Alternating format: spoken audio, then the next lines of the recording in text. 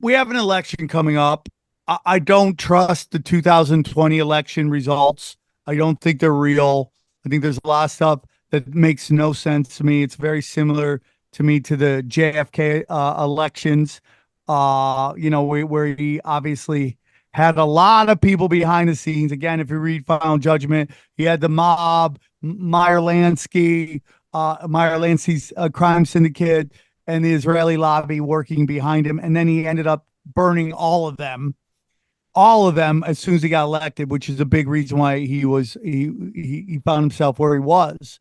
What do you think is going on with our elections, and what do you foresee happening in the next election cycle? Do we have an election? I mean, I'm one of these nutbags who thinks that we have two parties that are actually one party. There is not a lot of core differences between these parties, and many of the core differences that people point to are not actually differences if you look them up. Biden has deported more immigrants than Trump did. Biden has actually allowed more drilling and export of more fossil fuels than Trump did. This is not saying Trump was a environment loving anti-oil guy. This is saying that both parties allow for endless war, allow for or push for endless, aggression towards immigrants, the corporate destruction of our world, the fossil fuel pumping, which also fossil fuels have to keep pumping in order for the petrodollar to be strong. There's no intent to move towards a better world on that front. I just don't see a lot of difference. The difference that people point to are largely kind of smaller social issues, which, okay, if, the trans story time hour is a big deal to you and that's your one issue you're voting on, then I guess maybe Trump is more upset about that. But I just like the 90% of the structural issues of this country and the world do not change depending on who's in that Oval Office, unless you were to talk maybe about some of the third parties running. But of course, our entire system is rigged to ensure that those third parties could never win. I mean, just getting on the ballot, they're not allowed on the debate stages.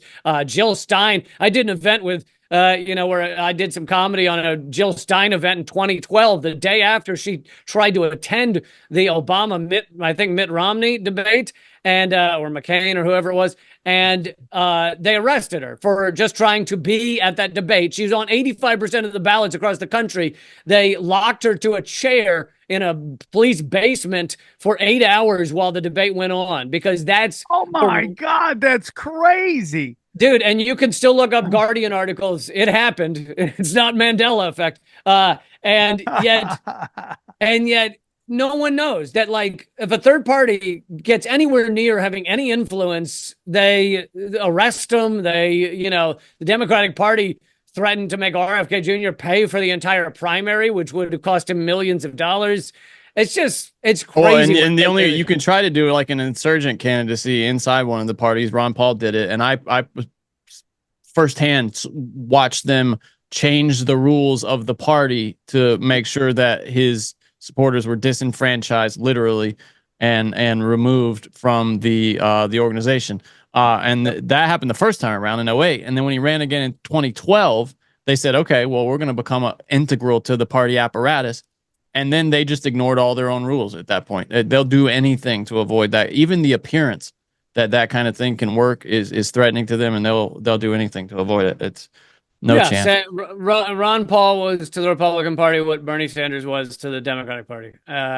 Too threatening to them, and they had to they change all the rules in some crazy ways. I mean, the DNC admitted in court in a court case that came after 2016 that they have no obligation. DNC lawyers said they have no obligation to have a fair primary or any primary, and they're legally allowed to just pick the candidate. So it's absolutely rigged. And, in terms of what actually happened in 2020, I don't know. I know that a lot of what Trump put forward was as his view of the rigging was utter bullshit. But I also have been saying since, 2012, before that, 2008, I don't know when I started covering it, that our voting machines are a fucking joke. I mean, this is hidden code that you can never see. No one's ever allowed to see whether these votes were actually correctly counted. And I've been saying this for years and years, and suddenly it becomes a Trump talking point, as if you doubt these machines, then you're pro-Trump. And it's like, no, we should have legitimate elections.